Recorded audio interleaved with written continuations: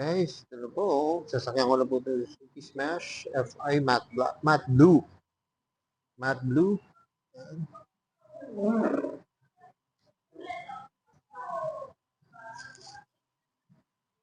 Guys, oh, napaka-komportable. Yan, napakalambot ng upuan. Saka yung kanyang driving position. Yan, upright po. Yun nga, kadagdag forma po dito. Maganda na po yung kanyang gauge panel. Yan. Saka yung gear, malambot. Pati yung kanyang brake pedal. Mags. Maganda. Pati yung kanyang yung looks nga po ng kanyang motor. Yan po.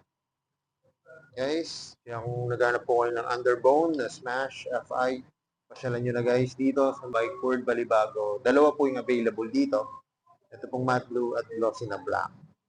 Hindi ko lang guys binabana kasi masikip yung ano po ito. Pero itong Smash to, mababa lang po guys. Ito po yung computation nyo. Per day po. Yan, 125 per day po. Yan, sa ganyan unit. Mapagpalang araw sa lahat. Guys, dito po sa may Bike World, dito po sa may Balibago, Santa Rosa. At ang i-review po natin, ito po yung Suzuki Smash Matte Blue FI. Yan, ang ganda. Mga naghahanap ng underbone, ito po yung legendary. Tara, simulan natin ito rin. So yun guys, ito po yung Suzuki Smash FI Matte Blue. Kita nyo naman. Pakita ko rin sa inyo guys yung glossy na release ng FI. Ganda rin naman talaga ng ano. Pag glossy. Tapos, yung kanyang magsi-glossy na rin. Pero ito po yung i-review natin. Ito pong matte blue. Guys, oh, hindi nyo na kailangan pa pinturahan yung mags nyo. Talagang design na siya para tumerno. Kasi yung decals niya po kulay dilaw. Tapos ito, gold. Ganda po. Ano siya, 5-spoke. Ang tatak po nitong gulong niya ay MVP Star. Ang sukat po ay 70 by 90, 17 po. Okay, guys. Kita nyo naman yung spike. Ang ganda po ng spike nito. Malalalim. Yun nga lang guys, ito pong gulong niya ay tube type pa po. Pero pwede nyo naman po siya pa tubeless. Ito po guys yung kanyang disc, 3mm ang sukat. Yung kanyang front shock, matte black. Ito po yung brake caliper niya, Nissin ang tatak. Pag makikita nyo na actual to guys, napakaganda nitong matte blue. Ang ganda ng kombinasyon ng kulay niya sa decals po. Yung kanyang headlight naman ay bulb type. Gaya na sinabi ko kanina, fuel injected na po to.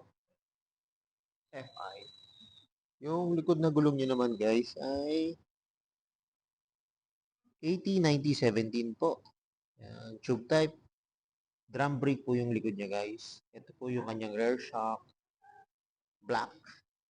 Yung swing arm niya po, ang ganda po. Alam niyo yung swing arm nito guys, parang yung sa parang nagiging kasing kapal siya ng sa Raider. Yan. Ganda ng design niya. Ito po yung kanyang muffler. Yung muffler niya po, buong buo po yung heat guard. Yun lang, hati siya. Ito po, fairings. Ito naman po, chrome plated. Ito po yung tapakan ng angkasan. Kickstart niya, old school and design po. Ito po yung tapakan ng driver po.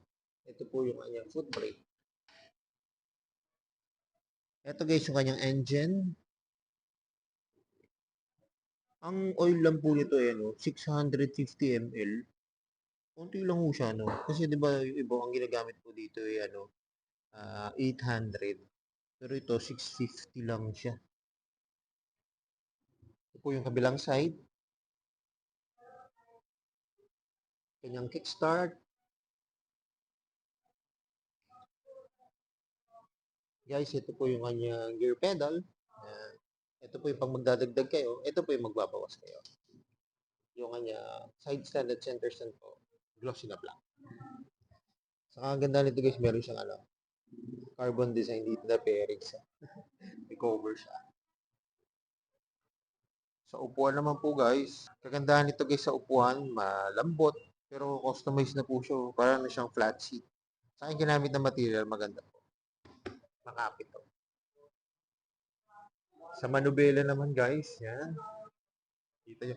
Pakita ko guys sa inyo yung ano yung carb, yung dati po na smash yan.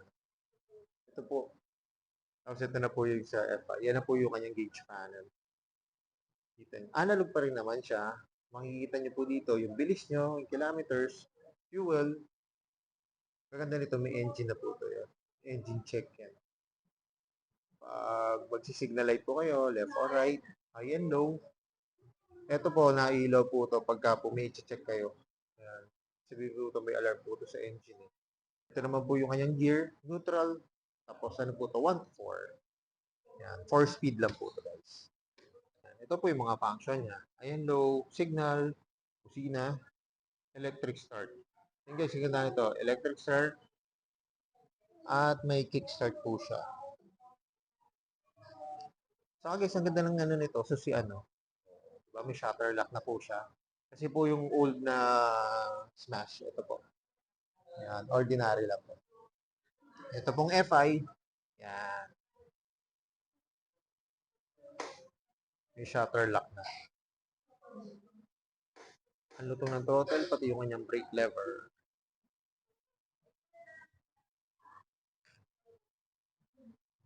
Guys, kita nyo naman yung decals niya. Ang ganda, oh. Smash FI.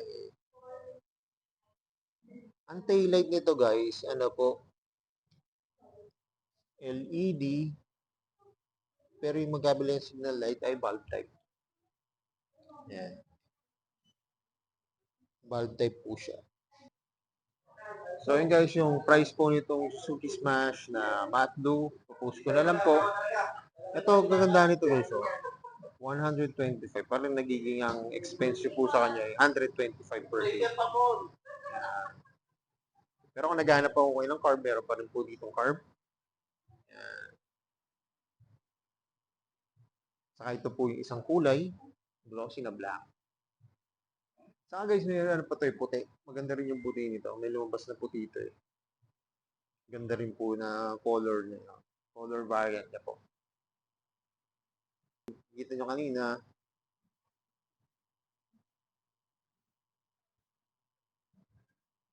so yun guys, hanggang dito na lang. Kung bago lang po kayo sa akin YouTube channel, pa-subscribe naman po at pahit ang notification bell para updated po kayo sa aking mga videos. At salamat nga po na dito sa Bike World, dito po sa may Balibago, Suzuki, at nare-review ko po yung mga motor.